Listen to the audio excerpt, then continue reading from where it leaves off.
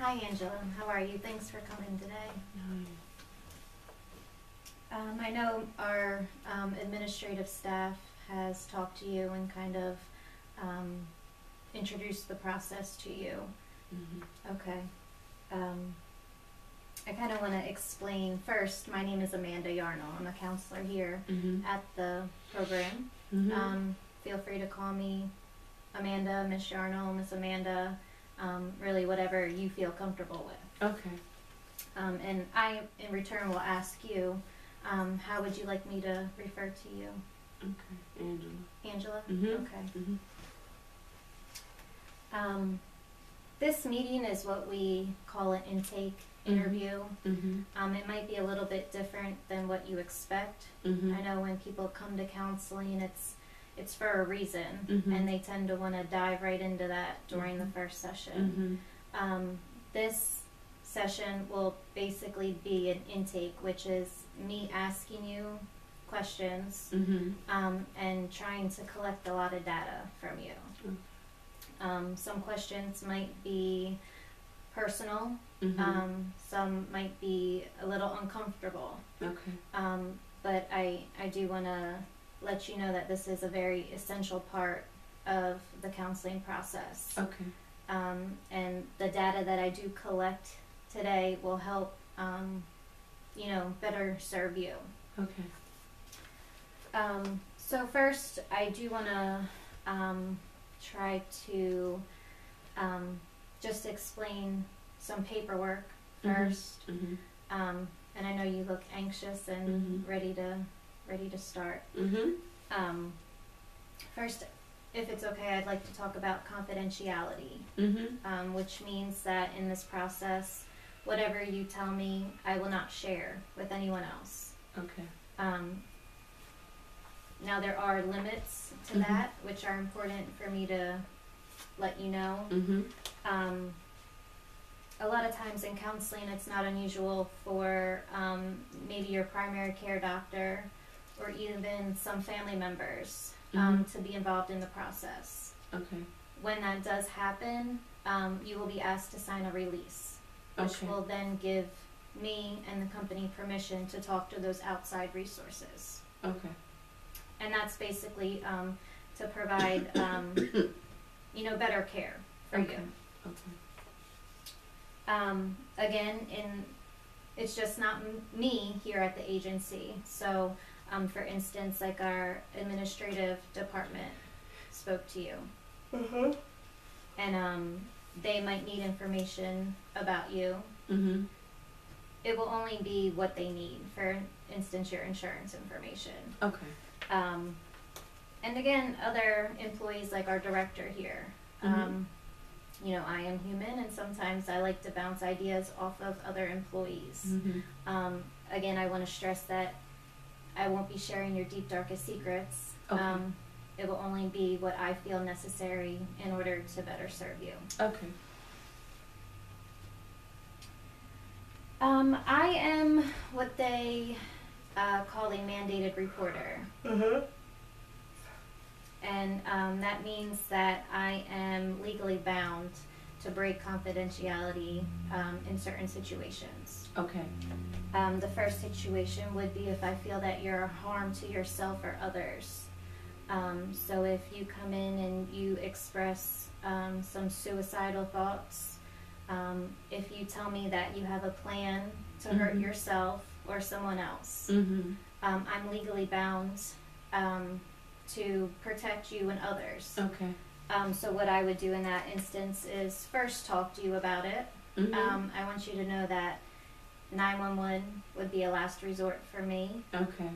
I do feel comfortable that when we start talking and learning about each other, that we will get to a place where we'll be able to have a conversation. Okay. If that happens. Okay.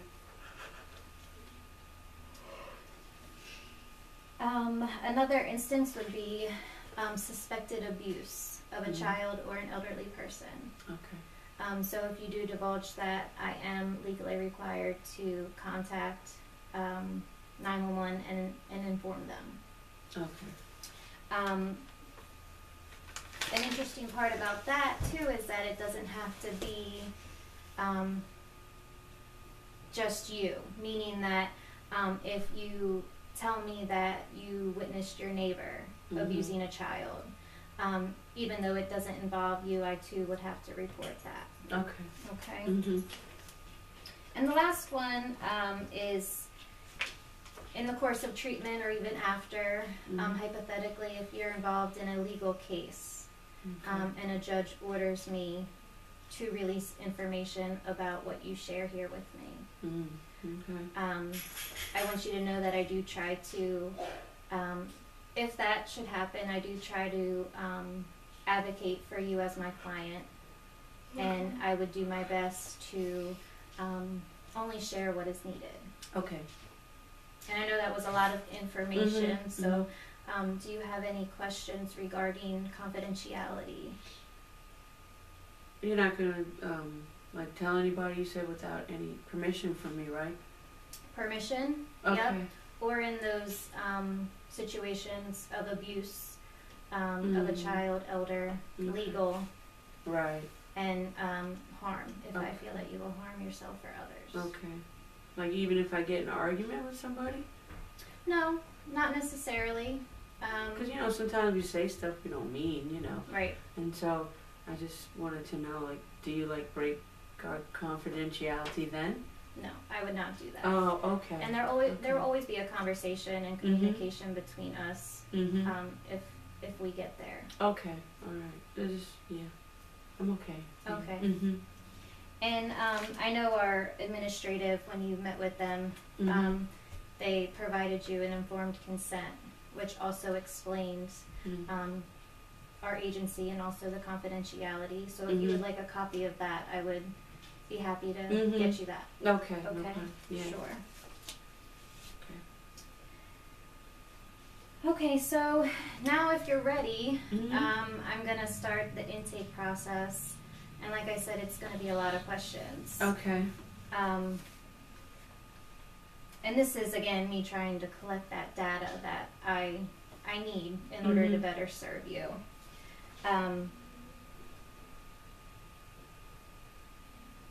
You know, I understand that you might want to expand on some questions that I do ask. And if that happens, I encourage that, but just know that we do have the process to get through, and I'll try to get you through that as quickly as possible. Okay. So if you're ready to get started. Sure. Okay. I'll be writing in between. How long is this going to take? About an hour and a half. Oh boy. Okay. So, yeah. Okay. I hope. Oh, I know. I'm just a little tired today, but I hope you don't mind. Sometimes I get a little nervous, and you know, so you know, if I do, I'll let you know. Yeah, please do. Yeah. Sometimes I just feel like I can't sit still. Sometimes. I hope you understand. It's a big step to begin counseling. Yeah. Well, yeah. I guess that's because of the reason why I'm here. I can't seem to sleep, and you know, I feel like I get a little nervous, and so my hands start sweating and things. So, you know, I just want to make sure that I'm still kind of following along, you know, because that seems like a long time to me. If you ever feel that you're kind of drifting off, please let me know. Okay. Okay, yeah. So how long have you been feeling anxious? I'd say probably like 6 months, a little bit more than 6 months now. Okay. And you say your hands start sweating and you get jittery? Yeah, I get jittery. Me and my hands get to shaking and stuff, and yeah. Like I feel like sometimes I can't breathe, but yeah, my hands start to shake, and can't sit still too well. Okay.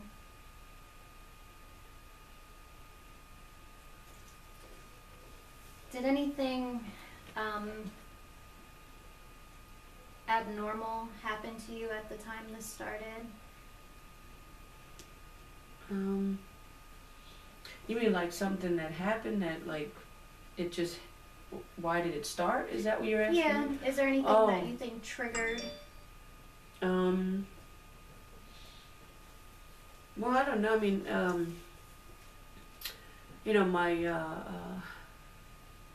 my family's been going through, some things or whatever. My mom died about a year or so ago, and yeah, I thought I was getting better, but I don't know why, but just kind of after she passed away, and my family, we started arguing a lot, and yeah, just I felt like I couldn't sleep then. I thought maybe it was just the grief of her death, and but my brothers and sisters, everybody just was fighting over. There was some legal issues like with her will and stuff like that, and money, and I thought that we had it all together, but then we didn't, and seemed like slowly I was losing sleep, and like every time I would get around them, I would feel like I was just jittery, and like I just couldn't sit in the same room with them anymore, but I didn't really think about it, and it just seemed to get worse. Okay. So it sounds like the death of your mother a year ago, and some family and legal issues have kind of contributed to. I think so. Okay. And a lot of the questions about your family and legal issues and all that we will get to in the intake interview. Okay. So if I could help you through all of that, what do you think your ultimate goal would be from counseling? What would you want to get out of counseling? Just to find a way, like, can I sleep, and just find a way to, like, I don't know, stop my heart feels like it beats too fast or something. Okay. I feel too nervous, and trembling, and sleep. If you could just help me to get some sleep, I really would appreciate that. Okay. Like, that would be my goal. And to be around my sisters and brothers without feeling like I can't stay in the room with them. You know what I mean? Like, I feel like I'm choking sometimes, and I have to get out. I have to get out of the room when they start, talking about my mother, and, the money issues and things like that, and, going, and we haven't even dealt with her house yet because nobody can agree on anything. So, like that, if you can help me with that, that would really help me a lot. Okay. Yeah, I have been able to sleep well. So you want to kind of be able to ground yourself, feel calm, as well as deal with family issues. I think, that's a good way of putting it. I like to feel calmer. I'd like to sleep, and I'd like for all the nervousness to kind of stop. Okay. Yeah.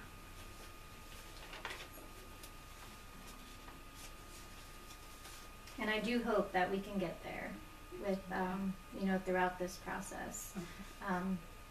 I do want you to know that we're a team, and I will strive to meet your goals. Okay. So we talked about your presenting problem, how you're feeling currently. Right now I want to kind of dive into your family history. Can you tell me how your childhood was? It was pretty normal. I have 3 brothers and 2 sisters. We grew up, like, I guess, other people, we grew up in Long Island, mom, dad there, pretty normal, I guess, grandparents. Okay.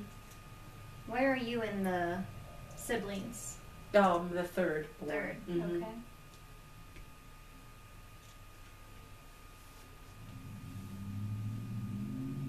And I know right now you said that with your mother's death that the relationships between your brothers and sisters is kind of iffy. How was it growing up? Did you get along? Yeah, we all got along fine. I mean, regular sibling rivalry, stuff like that, Yeah. But other than that, we were always pretty close. Okay. Is your father still living? Yes. Okay.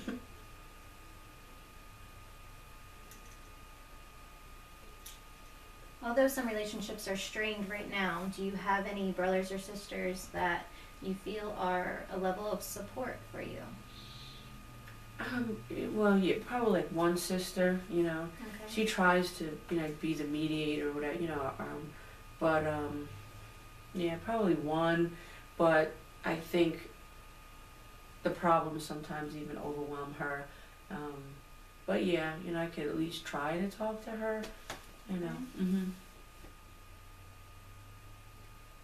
Would you be open to maybe bringing some family into the counseling relationship eventually? That might get a little bit crazy right now.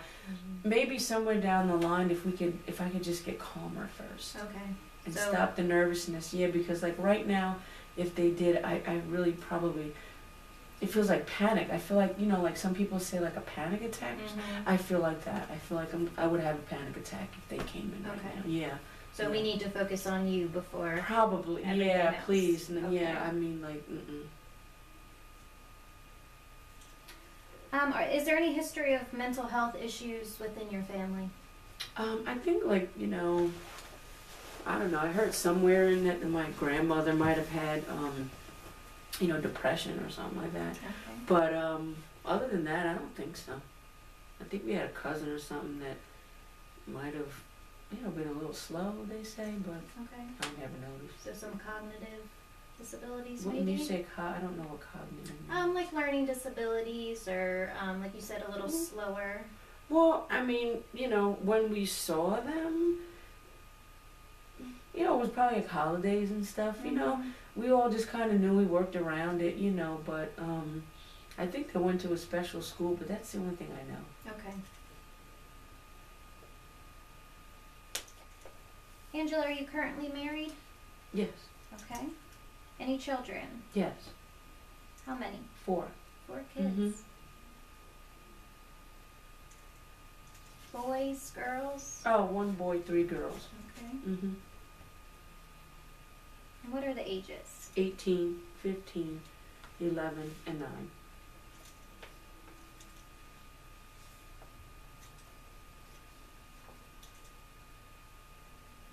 And how often do you see them?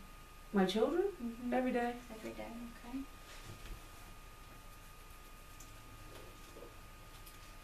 So, apart from family, what are your social supports? Well, my husband, I guess, you know. You know, I have friends and stuff, and, you know, yeah, my friends. You know, I have really close friends. Okay. So good support within your... I would say so, yeah, probably. And I'm sorry, moving back to your husband, how long have you been married? 14 years. Okay. And is he the biological father of all your children?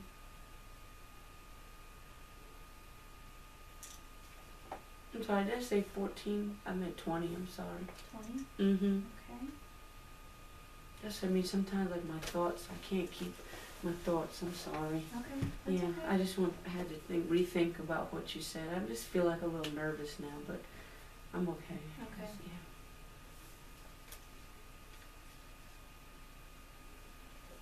Yeah. I thought you asked me about my son.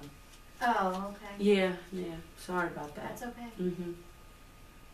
Moving back to the social relationships, what are some of your leisure activities? What do you do on your downtime? Well, I used to do like, you know, like ballroom dancing and line dancing, like I really like that stuff. I haven't been able to do that because, like I said, just kind of being around a lot of people right now makes me really nervous. I feel like after a while, like, almost like I'm there, but I'm not there.